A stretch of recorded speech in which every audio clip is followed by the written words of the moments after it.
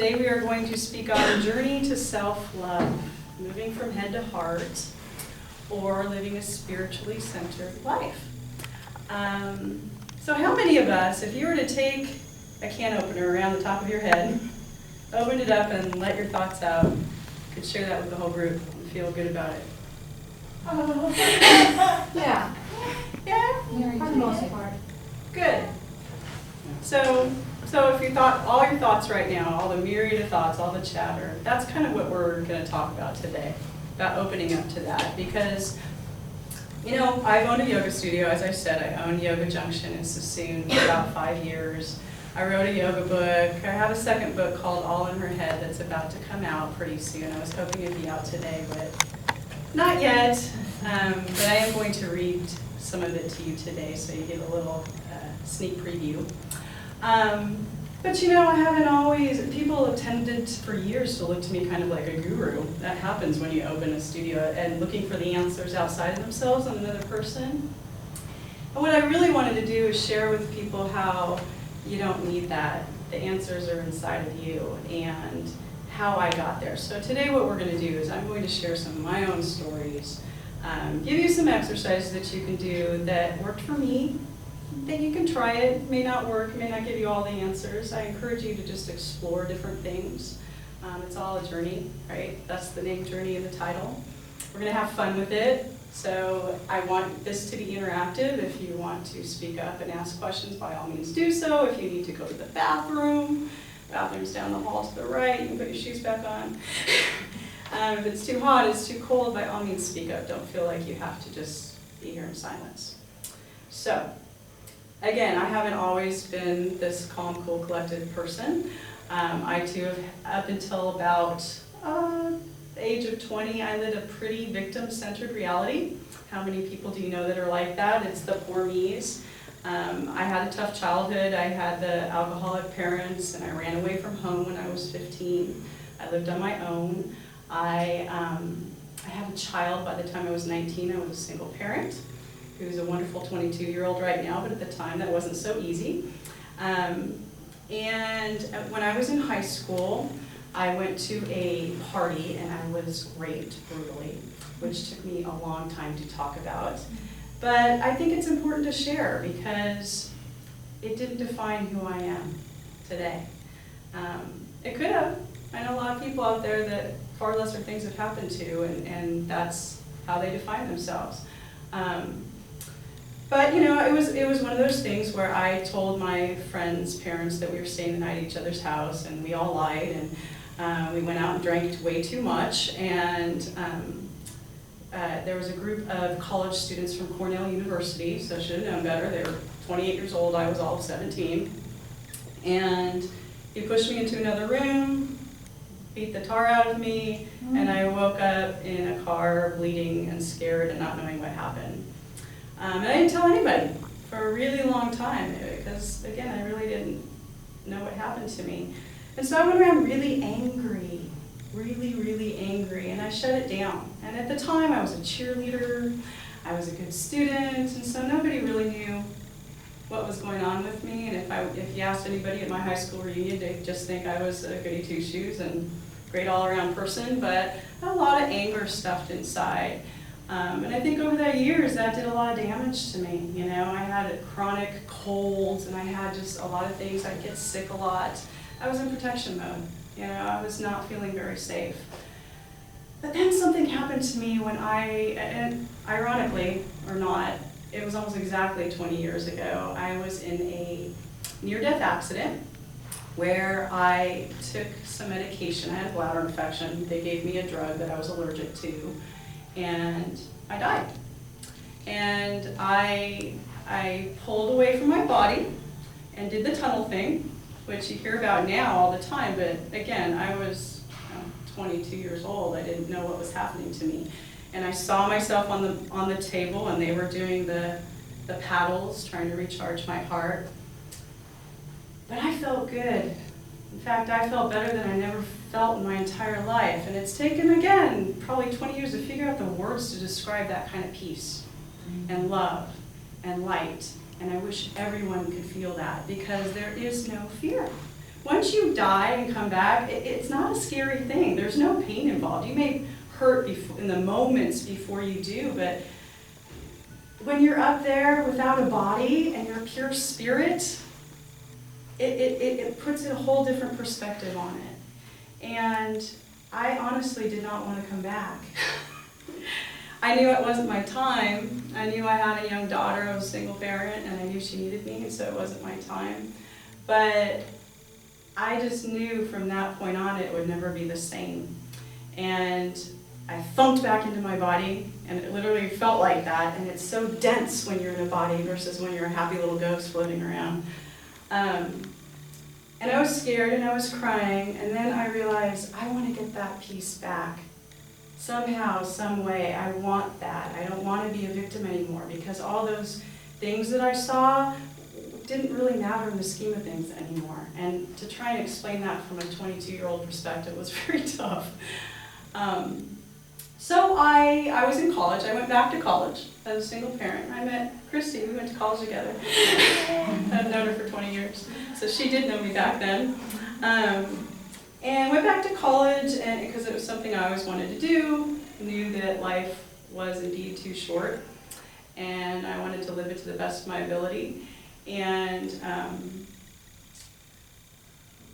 I really got into other Eastern meditation, yoga, because I wanted to, again, find that peace.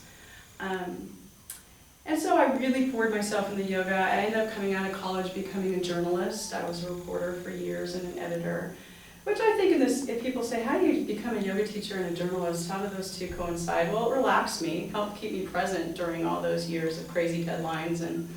But it taught me some objectivity, because you're supposed to be objective when you're a reporter, supposed to be. And again, I think that helps in everything. That's a yogic discipline, to be able to witness what's going on. So became a journalist, did yoga on the side. It's what kind of kept me grounded and sane.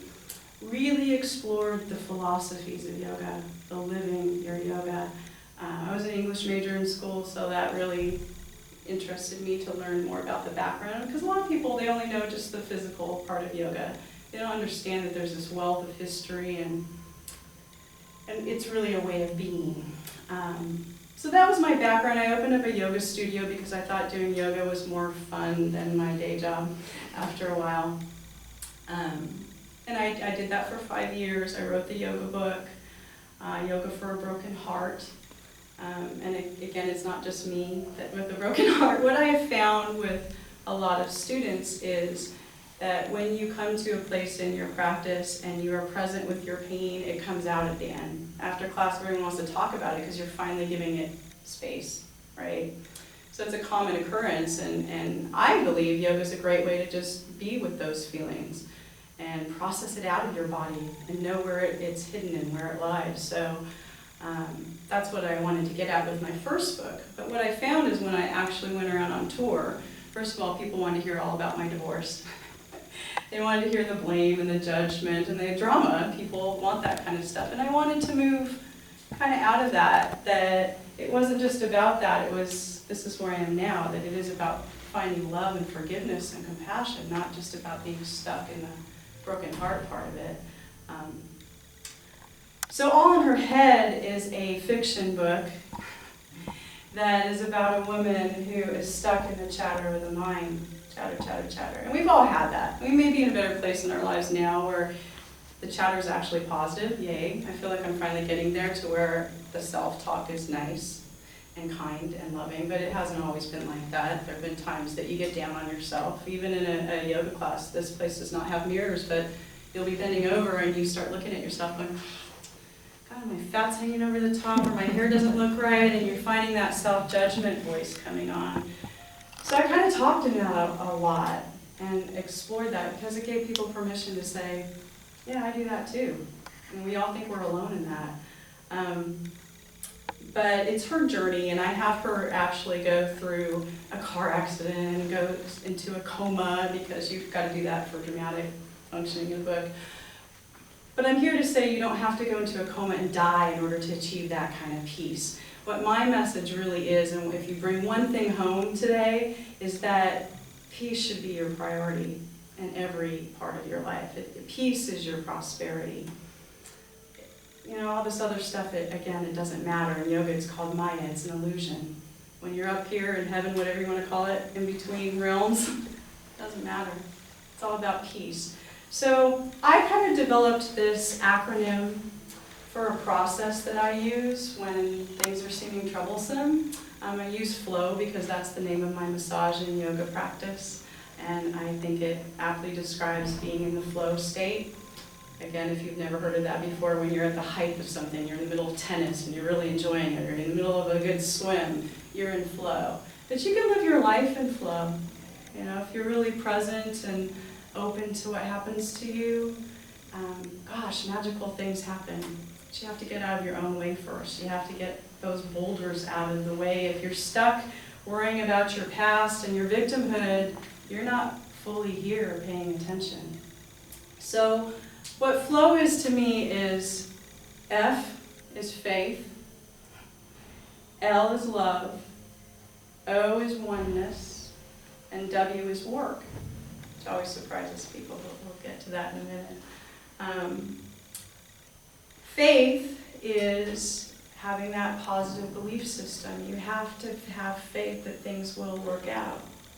And it's not necessarily a religious concept, you know, it can be, but it is, if you don't have that to start, what else do you have? You've got to live with some faith, right? For me, it means when you are stuck with a situation that you stop for a moment and go, have some meditation, have some space if you're not into meditation, and figure out where to go from here. L, love, self-love, divine love, romantic love. We all think of romantic love in this culture, of course. We think that we're not completely one unless we have that. But again, that's what I want this workshop to convey, is that you gotta love yourself first. And I want to show how, because for me, and we all know that intellectually, yeah, I want to love myself. Everyone knows you have to love yourself before you love another, but how? Right? How do you get to that point? And we'll, again, do some exercise to help you with that. Oneness, a belief that deep down we are all one. We all want love. We all want acceptance. We get stuck in blame and judgment. What does that do? We really are not all that different. That's something I saw from above the table. Your body's just your monkey suit. You know, it really is what you have on during this lifetime. Inside we all are spirit that goes on and on and on. You really don't die. You know, it's all kind of silly when you look at it from up here. And work. You got to be out there doing your work. What is your work? Your work could be reading uplifting books, like Yoga for a Broken Heart. Shameless promotion. It could be carving out that time for yourself is so huge. People nowadays, what do? We go to work, we come home, we're tired, we eat dinner, we feed the kids, we go to bed. We have time to take them to soccer, we have time to do all these other things, but we do not carve that time out for ourselves. If you can devote an hour to going to a class, fantastic. If you can't, what about 5 minutes of just sitting with your feelings and ask yourself what's going on in the day? It is doing affirmations, if that's your thing. But changing that self-talk is so huge. At least it was for me. I mean, my inner voices for a long time were that I wasn't good enough. You know I just recently did this documentary, and we all were asked about how do you deep down feel, and a woman was asked if she was good enough, and she just broke down in tears. How many of us don't feel like you're enough? You know, and your work is finding that and telling yourself daily that I am enough, that I do deserve good things to happen to me. My favorite affirmation is, I deserve all the good that's coming my way. Because that just opens it up to everything. You're not limiting it.